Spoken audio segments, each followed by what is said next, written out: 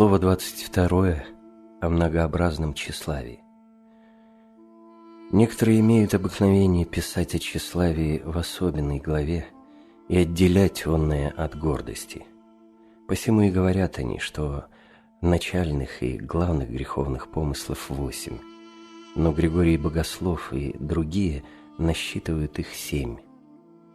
С ними я более согласен, ибо кто, победив тщеславие, может быть обладаем гордостью? Между сими страстями такое же различие, какое между отроком и мужем, между пшеницей и хлебом, ибо тщеславие есть начало, а гордость – конец. Итак, по порядку слова скажем теперь вкратце о нечестивом возношении, о сем начале и исполнении всех страстей, ибо кто покусился бы пространно о сем предмете любомудрствовать, то уподобился бы человеку, который всуе старается определить вес ветров. Тщеславие по виду своему есть изменение естества, развращение нравов, наблюдение укоризн. По качеству же оно есть расточение трудов, потеря потов, похититель душевного сокровища, исчадие неверия, предтеча гордости, потопление в пристани, муравей на гумне, который хотя и мал, однако расхищает всякий труд и плод. Муравей ждет собрания пшеницы, а тщеславие – собрания богатства, ибо тот радуется, что будет красть, а сие, что будет расточать. Дух отчаяния веселится, видя умножение грехов, а дух тщеславия, когда видит умножение добродетелей. Ибо дверь первому – множество язв, а дверь второму – изобилие трудов. Наблюдай и увидишь, что непотребное тщеславие до самого гроба украшается одеждами, благовониями, многочисленную прислугою, ароматами и тому подобным. Всем безразличие сияет солнце, а тщеславие радуется о всех добродетелях. Например, тщеславлюсь, когда пощусь, но когда разрешаю пост, чтобы скрыть от людей свое воздержание, опять тщеславлюсь, считая себя мудрым. Побеждаюсь тщеславием, одевшись в хорошие одежды, но и в худые одеваюсь, также тщеславлюсь. Стану говорить, побеждаюсь тщеславием, замолчу, и опять им же победился. Как ни брось сей троерожник, все один рог станет вверх. Тщеславный человек есть идолопоклонник, хотя и называется верующим. Он думает, что почитает Бога, но в самом деле угождает не Богу, а людям. Всякий человек, который любит себя выказывать, тщеславен. Пост тщеславного остается без награды, а молитва его бесплодна, ибо он и то, и другое делает для похвалы человеческой. Тщеславный подвижник сам себе причиняет двойной вред. Первый, что изнуряет тело, а второй, что не получает за это награды. Кто не посмеется делателю тщеславия, которого сия страсть во время предстояния на псалмопении понуждает иногда смеяться, а иногда перед всеми плакать. Господь часто скрывает от очей наших и те добродетели, которые мы приобрели. Человек же, хвалящий нас, или лучше сказать, вводящий в заблуждение похвалою, отверзает нам очи, а как скоро они отверзлись, то и богатство добродетели исчезает. Льстец есть слуга бесов, руководитель гордости, истребитель умиления, губитель добродетелей, отводитель от истинного пути. «Блажащие вас льстят вы», — говорит пророк. Людям великим свойственно переносить обиды мужественно и с радостью, святым же и преподобным выслушивать похвалу без вреда. Видал я плачущих, которые, будучи похвалены за похвалу, воспылали гневом и, как случается в торговле, променяли одну страсть на другую. Никто же весть, еже в человеце, точию дух человека. Итак, пусть посрамляются и обуздываются те, которые покушаются ублажать нас в лицо. Когда услышишь, что ближний твой или друг укорил тебя в отсутствии или в присутствии твоем, тогда покажи любовь и похвали его. Великое дело — отвергнуть от души похвалу человеческую, но большее — отвратить от себя похвалу бесовскую. Не тот показывает смиренномудрие, кто охуждает сам себя, ибо кто не стерпит поношения от самого себя, но тот, кто, будучи укорен другим, не уменьшает к нему любви. Приметил я, что без тщеславия, внушив одному брату помыслы, в то же время открывает их другому, которого подстрекает объявить первому брату, что у него на сердце, и через то ублажает его, как прозорливца. Иногда сей нечистый прикасается даже и к членам тела и производит трепет. Не внимай ему, когда он внушает тебе желание быть епископом или игуменом или учителем, ибо трудно отогнать пса с мясопродажного стола. Когда он видит, что некоторые приобрели хотя несколько мирное устроение, то тотчас побуждает их идти из пустыни в мир и говорит: «Иди на спасение погибающих душ». Иной вид Эфиопа и иной истукана. Так и образ тщеславия иной у пребывающих в общежитии и иной у живущих в пустынях. Тщеславие побуждает легкомысленных монахов предупреждать пришествие мирских людей и выходить из обители навстречу идущих, научает преподать к ногам их и, будучи исполнено гордости, облекается в смирение.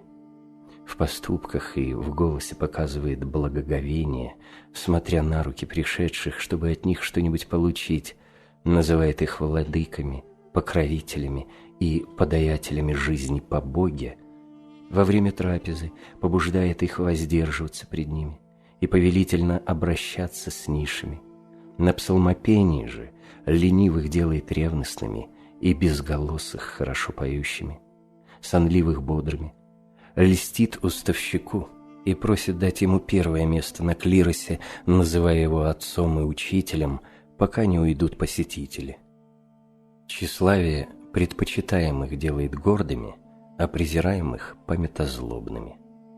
Тщеславие часто бывает причиной бесчестия вместо чести, ибо разгневавшимся ученикам своим приносит великий стыд. Тщеславие делает гневливых кроткими пред людьми. Оно весьма удобно присоединяется к естественным дарованиям и через них нередко низвергает окаянных рабов своих. Видел я, как один бес опечалил и прогнал брата своего. Один монах рассердился, а между тем пришли мирские, и вдруг окаянный сей, оставив гнев, перепродал себя тщеславию, ибо не мог в одно время служить обеим страстям. Монах, сделавшийся рабом тщеславия, ведет двойственную жизнь, по наружности пребывая в монастыре, а умом и помышлениями в мире. Если мы усердно хотим угождать Царю Небесному, то без сомнения и славы небесной вкусим, а вкусивший ее будет презирать всякую земную славу. И я удивился бы, если бы кто, не вкусивший первой, мог презреть последнюю. Часто случается, что мы, будучи окрадены тщеславием, а потом, обратившись, и сами быстроумнее окрадываем оное. Я видел некоторых по тщеславию, начавших духовное делание, но, хотя и порочное положено было начало, однако конец вышел похвальный, потому что переменилась их мысль. Кто возносится естественными дарованиями, то есть остроумием, понятливостью, искусством чтения и произношения, быстротою разума и другими способностями, без труда нами полученными, тот никогда не получит вышеестественных благ, ибо неверный в малом и во многом неверен и тщеславен. Некоторые для получения крайнего бесстрастия и богатства дарования, силы чудотворения и дара прозорливости всуе изнуряют тело свое, но сии бедные не знают того, что не труды, но более всего смирение есть матерь этих благ. Кто просит у Бога за труды свои дарований, тот положил опасное основание, а кто считает себя должником, тот неожиданно и внезапно обогатится. Не повинуйся веятелю сему, когда он научает тебя объявлять свои добродетели на пользу слышащих, кая бы пользы человеку, если он весь мир будет пользовать, душу же свою отщитит. Ничто не приносит столько пользы ближним, как смиренный и непритворный нрав и слово. Таким образом, мы и других будем побуждать, чтобы они не возносились, а что может быть полезней сего? Некто из прозорливцев сказал мне, виденное им: когда я, говорил он, сидел в собрании братьев, без тщеславия и без гордости пришли и сели при мне по ту и по другую сторону. И первый толкал меня в бок тщеславным своим перстом, побуждая меня рассказать о каком-нибудь моем видении или делании, которое я совершил в пустыне. Но как только я успел отразить его, сказав: «Да возвратятся вспять и постыдятся мыслящими злая», тотчас же сидевший по левую сторону говорит мне на ухо: благо же ты сотворил и стал велик, победив бесстыднейшую матерь мою». Тогда я, обратившись к нему, произнес слова, следующие по порядку после сказанного мною стиха: «Да возвратятся обе стыдящиеся, глаголящими благо же сотворил еси». Потом спросил я того же отца, как тщеславие бывает матерью гордости. Он отвечал мне: похвалы возвышают и надмевают душу. Когда же душа вознесется, тогда объемлет ее гордость, которая возводит до небес и низводит до бездн. Есть слава от Господа, ибо сказано в Писании: прославляющий мя прославлю.